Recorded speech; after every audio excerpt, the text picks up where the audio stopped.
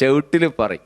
എന്നാലും ആധികാരികമായിട്ട് നോൽമ്പ് സൽക്കാരത്തിന്റെ ആ ലാസ്റ്റ് കൊടുതി അത്താഴച്ചോറാണ്. രാത്രി 2:30 മണിക്ക് അമ്മായി ഞങ്ങളെ വിളിച്ചുണർത്തി. ഞങ്ങളെല്ലാവരും കണ്ണും തിരുമ്പി എണീറ്റ് കയ്യും മുഖമൊക്കെ കഴുകി അങ്ങോട്ട് ചെന്നിരുന്ന് നോക്കുമ്പോ എന്നോട് പറയാ, കടിച്ചു മുറിച്ച് തിന്നിടാൻ നിർത്തി പൊരിച്ച കോഴിയാണ്. കോഴി പെണ്ണാണ്. എടാ 5-6 കോഴിനെ നട്ടപ്പാതിര സമയത്ത് അമ്മായി ഇങ്ങനെ നിർത്തി പൊരിച്ചൊക്കെ മനസ്സിലായി. കാരണം എത്ര പാടുപെട്ടുണ്ടാവും. ഞാൻ ചോദിച്ച അമ്മായി എന്തിനാ നിങ്ങൾ ഇതിനെ നിർത്തി പൊരിച്ച് ഇടങ്ങാറായത്, ഇതിനെങ്ങനെ കിടത്തി പൊരിച്ചുകൂടെയിരുന്നു നിങ്ങൾക്ക് എന്ന് ചോദിച്ച സമയത്ത് അമ്മായി പറയണത് ശരിയാവൂല. കടിച്ചു മുറിച്ച് തിന്നിടാനായി നിർത്തി പൊരിച്ച കോഴിയാണ്. വയർ നിറച്ചിടുന്നതിന് വളർമയിൽ നെയ്ച്ചോറ് തന്നെ.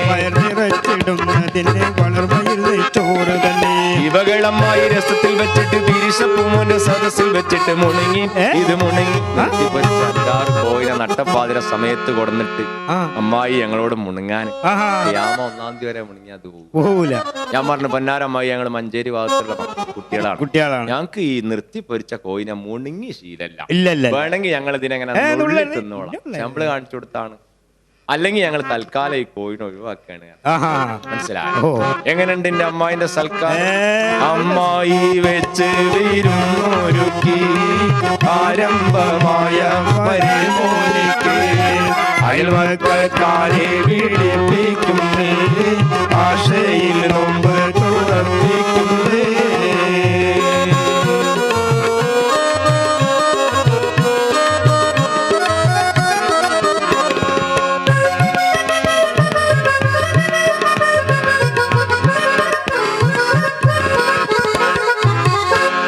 അങ്ങനെ സൽക്കാരൊക്കെ കഴിഞ്ഞ് ഞാനും ഭാര്യയും സുഹൃത്തുക്കളും എല്ലാം കൂടി പിറ്റേന്ന് രാവിലെ അവിടുന്ന് പുറപ്പെട്ട് ഒരു 3-4 മാസം കഴിഞ്ഞ ഒരു ദിവസം ഒരു സംഭവം ഉണ്ടായി. സംഭവം ഒന്നുമല്ല, എന്റെ ഭാര്യ എന്നെ വിളിച്ചിട്ട് ചോദിച്ചു, ഞാൻ വീട്ടിലൊന്ന് പോയി വന്നാൽ. അൽഹംദുലില്ലാഹ്, പടച്ചോനെ ഒന്ന് നീട്ടി സ്തുതിച്ച്. എന്താ വീട്ടിൽ പോയി അങ്ങനെ പറയണെന്ന് പറഞ്ഞാൽ സംഗതിയിൽ ഞാൻ അവളോട് ആദ്യത്തെ ഭാര്യയായിട്ട് ഞാൻ നല്ല ഒരു സുഖത്തിലല്ലാന്നൊക്കെ ഒരു ലണ്ടൻ പൊട്ടിച്ച് കാണ്ട് സീക്രട്ട് കല്യാണം കഴിഞ്ഞതാണ്. അപ്പോ രണ്ടാളും ഈ സംഭവം അങ്ങോട്ടും ഇങ്ങോട്ടും അറിയരുത് എന്നുള്ള നിലക്ക് ഇങ്ങനെ അഡ്ജസ്റ്റ് ചെയ്ത് പോവുകയാണ്. അപ്പോ ഗാനമേളക്കാണെന്നും പറഞ്ഞു കാണ്ട് വ്യാഴം വെള്ളി ശനി ഒരാളെടുത്ത് പോകും. പിന്നെ തിങ്കൾ ചൊവ്വ ബുധൻ ഒരാളെടുത്ത് പോകും. സൺഡേ ഹോളിഡേ, അന്ന് ജോലിഡേ. അൽഹംദുലില്ലാ നടു നിർത്തി ഒന്ന് കിടക്കും. മനസ്സിലായ? അങ്ങനെ അഡ്ജസ്റ്റ് ചെയ്ത് പോവുകയാണ്. ആവും കാലം കൂടിയാ പിന്നെ കോടല്ല എന്നുള്ള പഴയ കാരണന്മാരെ ചൊല്ലി, പഴഞ്ചൊല്ല അങ്ങനെയാണ്. ഏതായാലും ഇവള് കുറച്ച് ദിവസം വീട്ടിൽ പോയി നിക്കട്ടെ എന്ന് ചോദിച്ചപ്പോ എനിക്കതൊരു വലിയ ആശ്വാസം.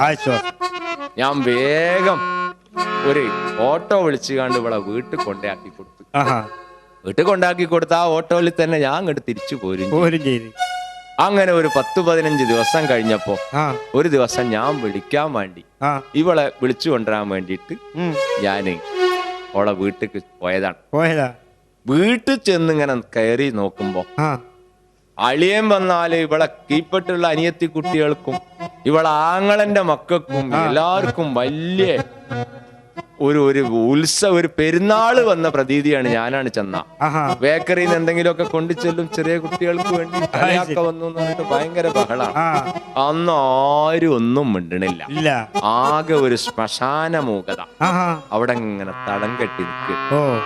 എന്താപ്പത് സംഭവം എന്ന് വിചാരിച്ചിങ്ങനെ ഞാൻ ആകെ അന്തം വിട്ട് ഇങ്ങനെ നിൽക്കുമ്പോണ്ട് ഞങ്ങളെ അയലോക്കക്കാരൻ ദബ്ബുട്ടുകാരൻ വീരാക്കാരൻ ഒരാളുണ്ട്. മൂപ്പർക്ക് ഇപ്പൊ ദബ്ബ് മുട്ടലൊന്നുമില്ല, ഇപ്പൊ ശ്വാസം മുട്ട് മാത്രമേ ഉള്ളൂ. ഏതായാലും മൂപ്പരിങ്ങനെ വന്നപ്പോ ഞാൻ ചോദിച്ചു, അല്ല വീരാക്ക എന്താ ഇവിടെ സംഭവിച്ചത്? ഇവരാരും ഒന്നും ചോദിച്ചിട്ട് പറയണില്ലല്ലോ. എന്താ ഇപ്പൊ ഇവിടുത്തെ സംഭവം? എന്താ അവിടെ ഉണ്ടായി? എവിടെ എന്റെ ഭാര്യ എന്ന് ചോദിച്ചപ്പോ വീരാക്കന്നെ വിളിച്ചിട്ട് പറയേ, കോഴിക്കോട്ടങ്ങാടിയിൽ ഒരു ഗോളിളക്കം തറവട്ടിൽ കുഞ്ഞാലി തറവാട്ടിൽ കുഞ്ഞിപ്പാത്തുമ്മാനെ കാണുന്നില്ല. നേരം വെളുത്തപ്പ കാണുന്നില്ല. കോഴിക്കോട്ടങ്ങാടി ഒരു കോളിളക്കം. കോപ്പുള്ള തറവാട്ടിൽ കുഞ്ഞാലി തറവാട്ടിൽ കുഞ്ഞിപ്പാത്തുമ്മാനെ കാണുന്നില്ല. നേരം വെളുത്തപ്പ കാണുന്നില്ല.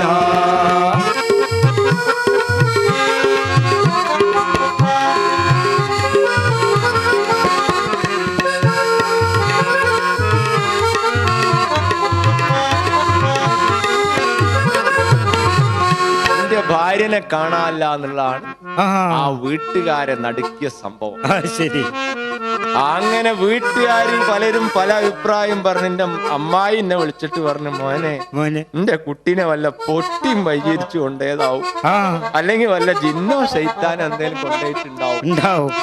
ഞാൻ പറഞ്ഞു, എന്താ മയ നിങ്ങൾ ഈ കാലഘട്ടത്തിൽ ഈ കമ്പ്യൂട്ടർ യുഗത്തിലൊന്നും അല്ലേ ജീവിക്കണത്. ഇക്കാലത്ത് എന്ത് പൊട്ടിയും ശൈത്താനുമാണ്.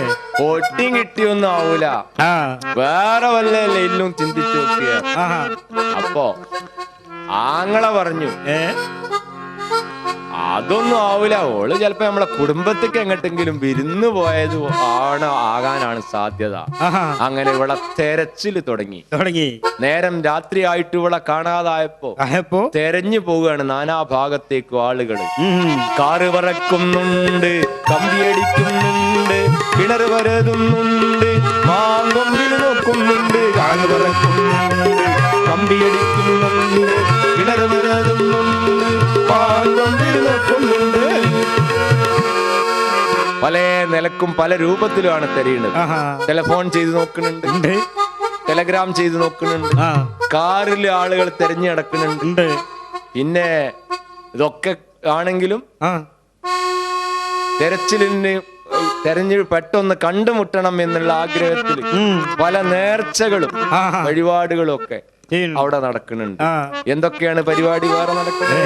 കാറ് പറക്കുന്നുണ്ട്, കമ്പിയടിക്കുന്നുണ്ട്, കിണർ വരതുന്നുണ്ട്, മാങ്കൊമ്പിൽ നോക്കുന്നുണ്ട്. കാറ് പറക്കുന്നുണ്ട്, കമ്പിയടിക്കുന്നുണ്ട്, കിണർ വരതുന്നുണ്ട്, മാങ്കൊമ്പിൽ നോക്കുന്നുണ്ട്. കണിയാന്ന് പരുവന്ന് കവടി നിരത്തുന്നുണ്ട്, മലപ്പുറം പള്ളിക്കൊരു സ്വർണ്ണത്താലി നേർന്നിട്ടുണ്ട്. കണിയാന്ന് വന്ന് കവടി നിരത്തുന്നുണ്ട്, മലപ്പുറം പള്ളിക്കൊരു സ്വർണ്ണത്താലി നേർന്നിട്ടുണ്ട്. പക്കെങ്കില് നേരം വെളുത്തപ്പോ കാണുന്നില്ല, കുഞ്ഞിപ്പാത്തുമ്മാനെ കാണുന്നില്ല. കോഴിക്കോട്ടങ്ങാടിയിൽ ഒരു കോളിളക്കം. കോപ്പുള്ള തറവാട്ടിൽ കുഞ്ഞാലി തറവാട്ടിൽ കുഞ്ഞിപ്പാത്തുമ്മാനെ കാണുന്നില്ല. നേരം വെളുത്തപ്പോ കാണുന്നില്ല.